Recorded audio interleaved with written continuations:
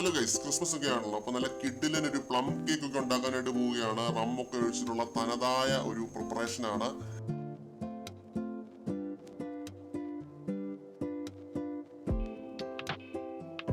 ഈ കാണുന്ന ജാറിലേക്ക് ഏകദേശം 25 ദിവസങ്ങൾക്ക് മുമ്പ് ടൂട്ടി ഫൂട്ടി നട്ട്സ് സാധനങ്ങളെല്ലാം കൂടി വെട്ടിക്കൂട്ടി തട്ടിക്കൂട്ടി ജാറിലിട്ട് റം ഒഴിച്ച് വെച്ചിരുന്നു. ഇതാണ് നമ്മുടെ കേക്കിന്റെ USP എന്ന് പറയുന്നത്. ആദ്യത്തെ പരിപാടി കാരമൽ ഉണ്ടാക്കുക എന്നുള്ളതാണ്. ഒരു പാത്രത്തിലേക്ക് ഷുഗർ പിന്നെ വെള്ളം ഒക്കെ ഒഴിച്ചു കൊടുത്ത് മിക്സ് ചെയ്തുകൊണ്ടിരിക്കുക. അത് തിളച്ച് കളർ മാറുന്ന വരെ മിക്സ് ചെയ്ത് കൊടുത്തോണ്ടിരിക്കുക. Caramel ready. ഷുഗറിന്റെ പരിപാടികൾ അവസാനിക്കുന്നില്ല. വീണ്ടും ഷുഗർ എടുക്കുക, പട്ട, ഏലക്ക, പിന്നെ ചുക്കുപൊടി ഇതെല്ലാം കൂടി ഇട്ട് കൊടുത്ത് മിക്സിയിലിട്ട് ഒറ്റക്രം എടുത്ത് വേർതിരിച്ച് വെച്ചിരിക്കുന്ന മുട്ടയുടെ മഞ്ഞയിലേക്ക് ഇട്ട് കൊടുത്ത് ബട്ടർ ഇട്ട് കൊടുത്ത് വീണ്ടും മിക്സ്. ഇത് ഇലക്ട്രിക് ബ്ലെൻഡറോ അല്ലെങ്കിൽ ഹാൻഡ് ബ്ലെൻഡറോ എന്തുണ്ടെങ്കിലും പരിപാടി നടക്കും. നമ്മുടെ സാധാരണ ഈ വിസ്ക് സാധനമാണെങ്കിലും പരിപാടി നടക്കും. ഇതിൽ മിക്സ് ചെയ്ത് ഈ കാണുന്ന ഈ ഒരു പരുവത്തിലാക്കണം കേട്ടോ. നല്ലപോലെ അടിക്കണം. ഇത് ഇലക്ട്രിക് ബ്ലെൻഡർ ഉണ്ടെങ്കിലാണ് കുറച്ചുകൂടെ നല്ല രീതിയിൽ ഇത് അടിച്ചടിച്ചൊന്ന് റെഡിയാക്കാൻ പറ്റും. ഈ രീതിയിലാക്കാൻ പറ്റിയത് ഒരു മാവ് പരുവാക്കുക.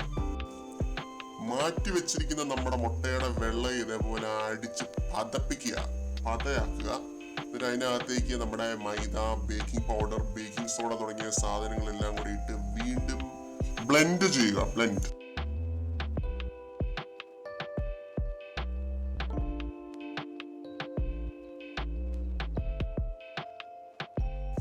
വേണേത് ഇതേപോലൊക്കെ കളർ കറക്ഷൻ ഒക്കെ ചെയ്യാൻ കേട്ടോ. ഞാൻ വലിയ മാറ്റം ഉണ്ടാകാനുള്ള കാര്യമാണ്. കളർ കറക്ഷൻ ഒക്കെ ചെയ്യാം. ഇനി നമ്മുടെ കഥാനായകന്റെ വരവാണ്. റമ്മിൽ മുങ്ങി കുളിച്ച് നിൽക്കുന്ന അവന്മാരെ ഇട്ടുകൊടുത്ത് സ്പാച്ചുല വെച്ച് ലൈറ്റ് ആയിട്ടൊന്ന് ഫോൾഡ് ചെയ്ത് കൊടുക്കുക.